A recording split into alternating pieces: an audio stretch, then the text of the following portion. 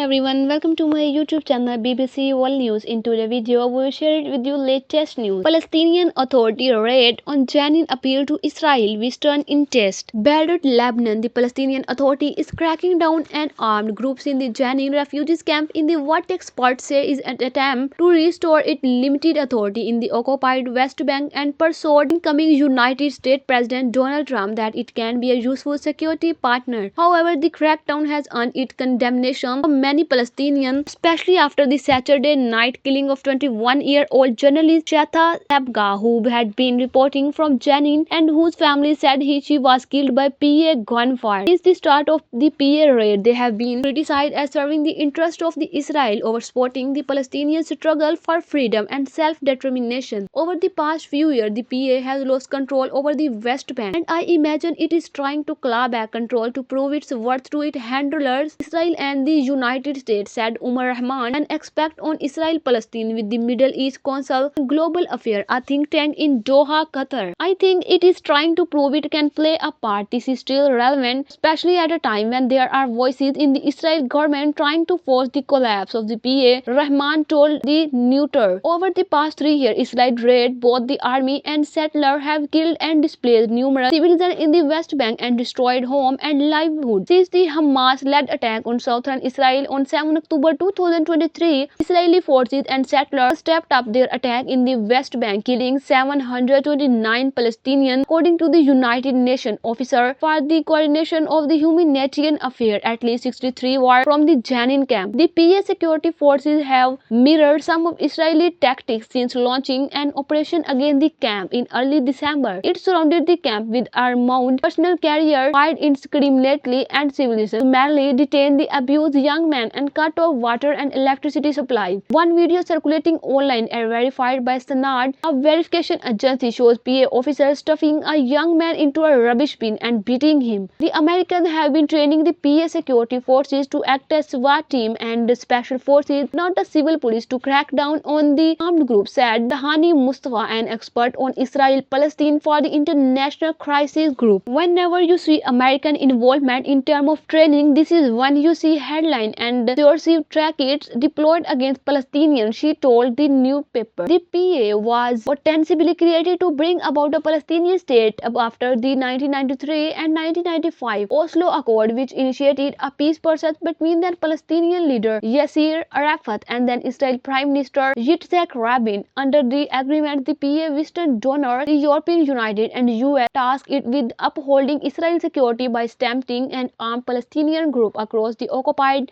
Palestinian territory. According to Diana Bhutto, a Palestinian legal scholar and former advisor and spokesperson for the PA. In the 1990s, she explained the PA defending its crackdown on armed groups and necessary to protect the peace process. However, the peace process in effect has been dead for at least 2 decades due to Israel's ongoing confiscation of Palestinian land to build Israeli settlements, she said. Those settlements are illegal under international law, and since Oslo, the number of settlers has increased from 25 lakh to more than 7 lakh, according to Peace Now, an Israeli non-profit that tracks illegal settlements. Since October 7, 2023, Peace Now said Israel has confiscated more Palestinian land in the West Bank. Bhutto blames PA leader Mohammed Abbas, also known as Abu Mazen, for still sticking to the Oslo process when Israel has so bluntly abandoned it. He is going after the very people who want liberation not from him but from Israel, Bhutto told the reporter. The PA security mandate brought it into direct conflict with Hamas, a rival faction that refused to renounce armed struggle against Israeli occupation after beating Fatah. In legislative election in 2006, the PA Western donor, mainly the US, pressured Fatah to rein in Hamas, exacerbating tension between the two factions and leading to a brief civil war that began in 2006. The conflict led to a split in Palestinian national movement that has still not been bridged despite numerous attempts at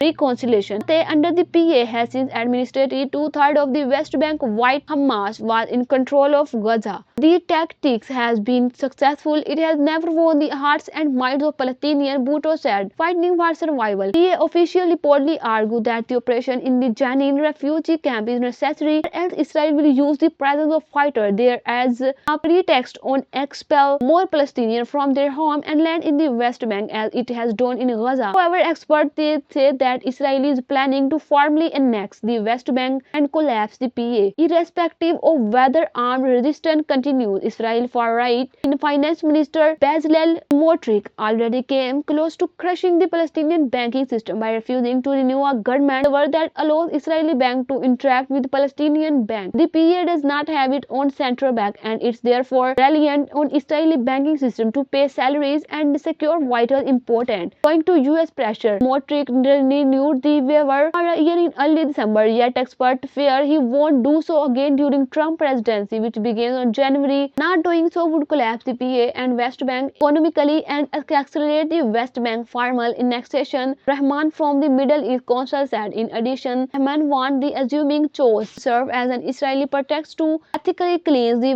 West Bank, which is why he believes the PA is trying to persuade the incoming Trump administration that it's still a valuable partner in reinforcing Israel's security. You can blame for the PA for trying to prevent something like that from happening, Rahman told the reporter. At the same time, they have no alternative vision. Mustafa from the International Crisis Group agreed and added that the PA has isolated itself from regional state and its own constituent, making its survival dependent on Israel and its backer. Israel is going to annex the West Bank and we have already seen the reality de facto and de jure, she said. Don't be grand, but it will be a slow burn. The PA is really continuing its says. Get your daily dose of entertainment. Subscribe today for new videos every day. Thanks for watching. For more, have a nice time. Goodbye.